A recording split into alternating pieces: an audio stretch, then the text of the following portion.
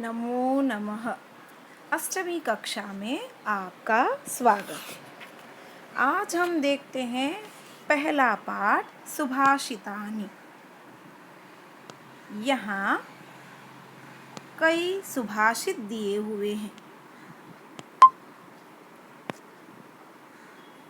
सुभाषित शब्द का अर्थ है सुंदर रूप से बोला हुआ वचन। सुभाषितानि ये सुभाषित शब्द का बहुवचन है। पहला श्लोक देखते हैं हम। गुणा गुणज्ञेषु गुणा भवन्ति ते निर्गुणं प्राप्य भवन्ति दोषाः सुस्वादुतो याः प्रभवन्ति नद्यः समुद्रमासाद्य भवन्त्यपेयाः। इस प्रकार से हम पहला श्लोक गा सकते हैं। अब हमें इस श्लोक का अन्वय देखना है। जिस प्रकार हम शब्दों का अर्थ रखकर श्लोक का सुभाषित का अर्थ समझते हैं, उसी शब्दों के क्रम को अन्वय कहते हैं। यहाँ सबसे पहला श्लोक होगा, शब्द होगा गुणा। गुणा गुणज्ञेषु गुणा भवन्ति। गुण को जानने वालों के पास गुण होते हैं। वे निर्गुणम प्राप्य, वे बिना गुण वाले के पास जाकर दोष होते हैं, दोष बन जाते हैं। जिस प्रकार नदियाँ स्वादिष्ट जल वाली पैदा होती है, नदियाँ जब पैदा होती है तो स्वादिष्ट जल वाली होती है और वो समुद्र में मिलकर अपेयाः, बिना पीने योग्य बनती है। अन्वय इस प्रकार होगा। ते मतलब वे गुण जो है, गुणवानों के पास गुण होते हैं, वे बिना गुण वाले के पास जाकर दोष बनते हैं। वैसे नद्यः, नदियाँ, इन शब्दों को हम आगे पीछे करते हैं, इसे कहते हैं अन्वय। दूसरा श्लोक देखते हैं। साहित्य संगीत कला विहीन साक्षात् पशुपुच्छ विषाणहीन तृणं न खादन्नपि जीवमान तद्भागधेयं परमं पशूनाम्। अब इसका हम अन्वय देखते हैं और इसी प्रकार इसके साथ साथ हम उसका अर्थ जानते हैं। साहित्य संगीत कला विहीन। साहित्य, संगीत और कला, ये तीन चीज जिनके पास नहीं है, वो मनुष्य होते हुए भी वो पशु है, साक्षात पशु, वो पशु है। वो तृणम न खादन अपि, वह घास नहीं खाता, लेकिन जीवमान, वो जीवित है। तत् पशुनाम परमं भागधेयम्, वो पशुओं का बड़ा भाग्य है, नसीब है कि ये मनुष्य है पूंछ और सींग के बिना, लेकिन वह घास नहीं खाता। इस प्रकार दो श्लोक हमने देखे हैं।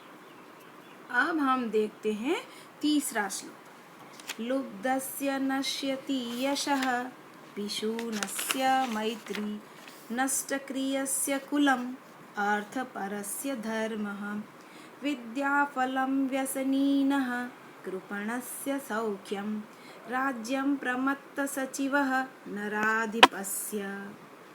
नश्यति, यह शब्द यहाँ बार बार आता है, मतलब नष्ट होता है। क्या क्या नष्ट होता है, इसे हम देखते हैं अन्वय में।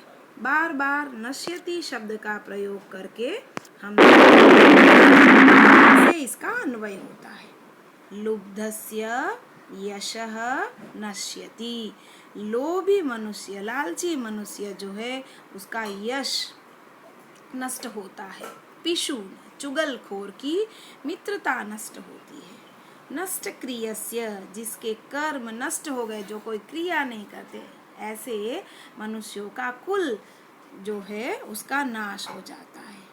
और अर्थ परस्य, अर्थ अर्थात धन, पैसा, पैसे के पीछे दौड़ते रहने वाले का धर्म नष्ट हो जाता है। और व्यसनीनः बुरी आदत वालों का विद्या का परिणाम नष्ट हो जाता है, उसी प्रकार कृपण कंजूस का कोई मित्र नहीं होता, वो नष्ट हो जाता है। और इसी प्रकार प्रमत्त सचिवस्य नराधिपस्य, लापरवाह, प्रमत्त शब्द का अर्थ है लापरवाह, लापरवाह मंत्री वाले राजा का राज्य नष्ट हो जाता है। इस प्रकार नश्यति शब्द का बार बार प्रयोग करके अन्वय होता है और इसी प्रकार श्लोक का अर्थ जान सकते हैं। अगला श्लोक देखते हैं। पीत्वा रसं तु कटुकं मधुरं समानं माधुर्यमेव जनयेत् मधुमक्षिका असौ सन्तः तथैव समसज्जन दुर्जनानां श्रुत्वा वचः मधुरसुक्तरसं सृजन्ति। यहाँ एक उदाहरण दिया है, जैसे कटुकम कड़वा, रसम पीत्वा रस पीकर, जैसे असौ मधुमक्षिका ये मधुमक्खी कड़वा रस पीकर, मधुमक्खी फूलों से जो रस चूसती है वह कड़वा होता है। तो कड़वा रस पीकर मधुरम समानम माधुर्यम, मधुर के समान मिठास को पैदा करती है, उसी प्रकार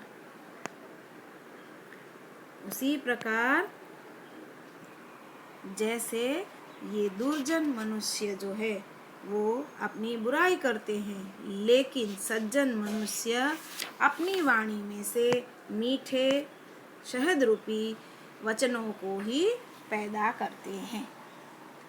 अगला श्लोक देखते हैं।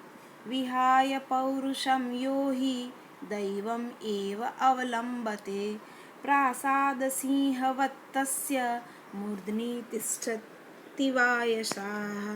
इसका अन्वय है, यह जो व्यक्ति पौरुषम विहाय, पौरुष अपने परिश्रम का, अपनी मेहनत को छोड़कर, विहाय का अर्थ है छोड़कर, दैवम भाग्य का ही सहारा लेता है, तस्य मूर्धनि उसके सिर पर, महल पर स्थित, जैसे बड़े बड़े महलों में शेर की प्रतिमा रखी होती है और उसके उस शेर की प्रतिमा के ऊपर कौवे बैठते हैं, वैसे ही उसके सिर पर भी कौवे ही बैठा करते हैं, अर्थात उनको मेहनत का कोई फल मिलता नहीं है। अगला श्लोक देखते हैं। पुष्प पत्र फल छाया मूल वल्कल दारुभी धन्या महिरुहा येषां विमुखा यान्ति नार्थिनः। अब देखिए, ये सारे पेड़ के भाग हैं। पुष्प फूल, पत्र पत्ते, फल फल, छाया पेड़ की छाया, मूल अर्थात जड़े रूट्स, वल्कल पेड़ की जो छाल उससे कपड़े बनते हैं वह वल्कल, और दारू भी लकड़ियों से, महिरुहाहा वृक्षाहा, ये पेड़ इतने धन्य है जिससे अर्थिनः याचक कभी खाली हाथ नहीं जाते, इनको जरूर कुछ न कुछ चीजें पेड़ अवश्य देते ही है। अगला श्लोक देखते हैं। चिंतनीया ही विपदाम आदौ एव प्रतिक्रिया न कूपखननम युक्तम प्रदीप्ते वह्निना गृहे। इसका अन्वय इस प्रकार है। विपदाम आदौ एव, संकट मुसीबत अगर आ जाए तो उसके लिए आदौ शुरू में ही उसकी प्रतिक्रिया बचाव हमें सोच लेना चाहिए, क्योंकि वह निना प्रदीप्ते गृहे, जब आग घर में लग जाए तो उस समय कूप खननम कुआं खोदना उचित नहीं है। तो इस प्रकार यहाँ आपको श्लोक गाना, श्लोक का अन्वय और उसका अर्थ बताया गया है, इसे ध्यान से पढ़िए, समझिए। धन्यवाद।